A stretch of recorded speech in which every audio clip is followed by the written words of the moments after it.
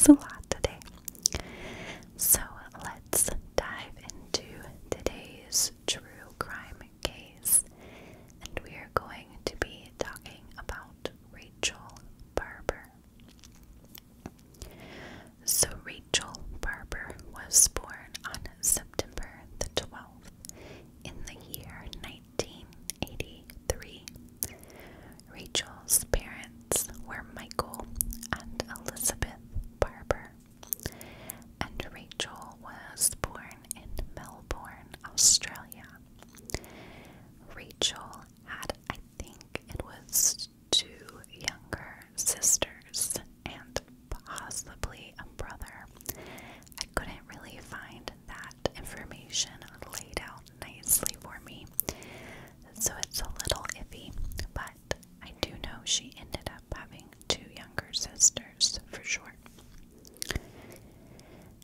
As Rachel started to get older, she showed an extreme interest in dance, and she was very, very skilled at dancing. Her parents started putting her in classes, and she really took off, and this hobby of dance pretty much took over her life. In the year 1993, when Rachel was just 10 years old, they moved to the Mont Albert neighborhood, which is just about 30 minutes east of Melbourne, Australia. So it's just a suburb, basically.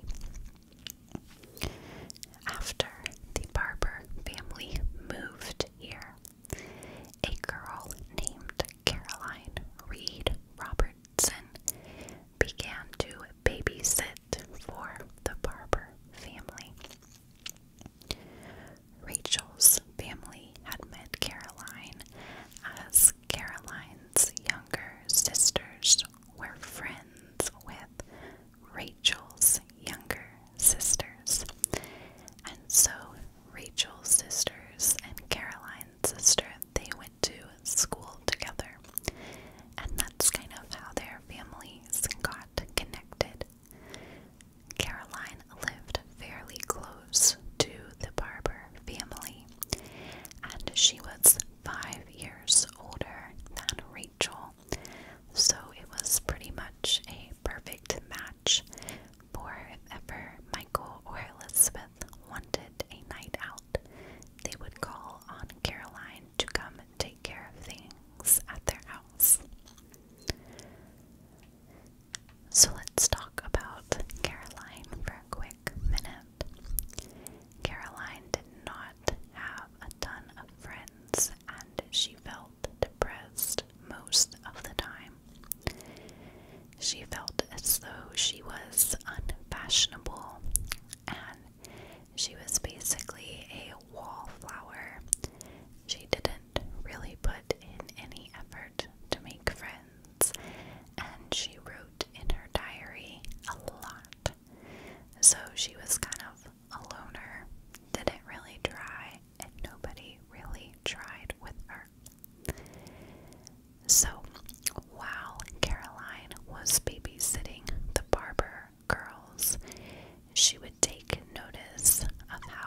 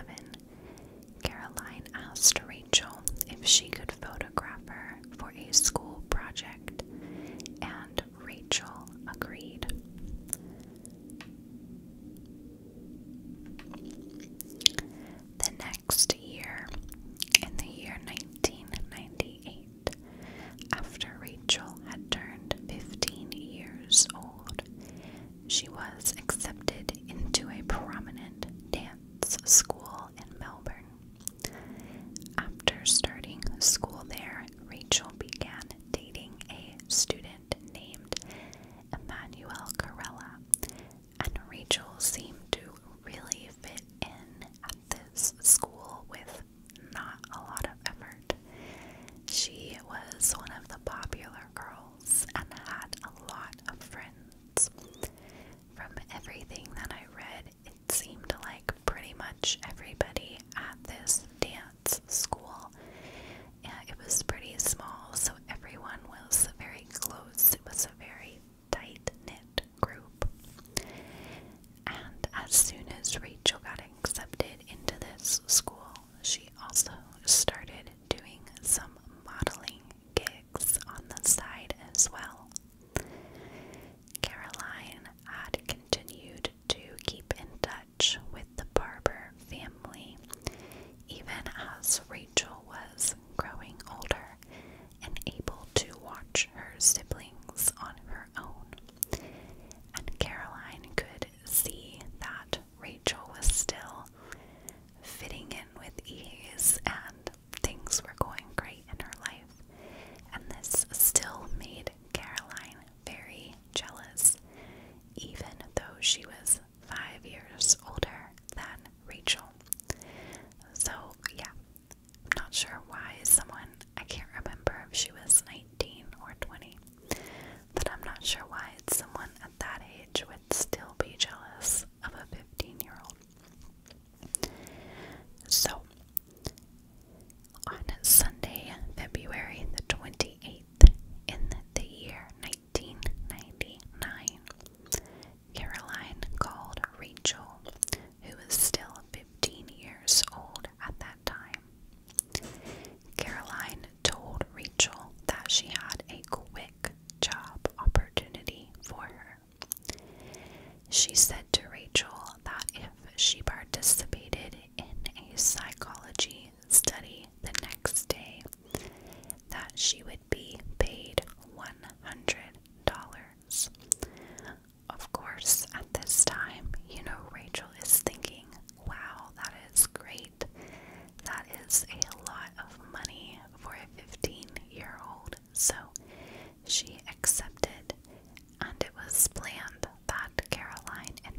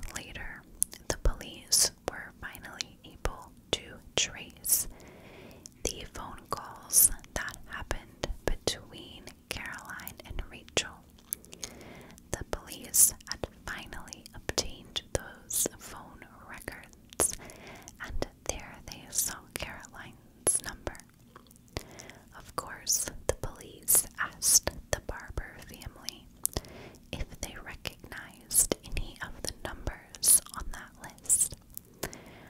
Rachel's parents did recognize Caroline's number, and they told the police this number belongs to Caroline. She is a family friend. She used to babysit our girls. They were not really concerned about her calling at all. However, the police said, regardless, we still need to find Caroline and talk to her because she might know something. Maybe Rachel had said something to her about her plans the next day. So the police then chose to go to Caroline's apartment. It wasn't until Friday, March the 12th, still in the year 1999, before the police went to Caroline's apartment to question her. It had taken a while to get those phone records in and find out where Caroline lived, so that was a bit of the holdup. After arriving at Caroline's apartment, they found her passed out on the floor. Caroline was an epileptic, and she had suffered from a fit, apparently, and that is why she was passed out. At this point, while they were trying to help Caroline get up and get better, they kind of took a peek around the apartment, and there they found a bag that had some of Rachel's clothes inside, and these were some of the clothes that had gone missing with her. The police also spotted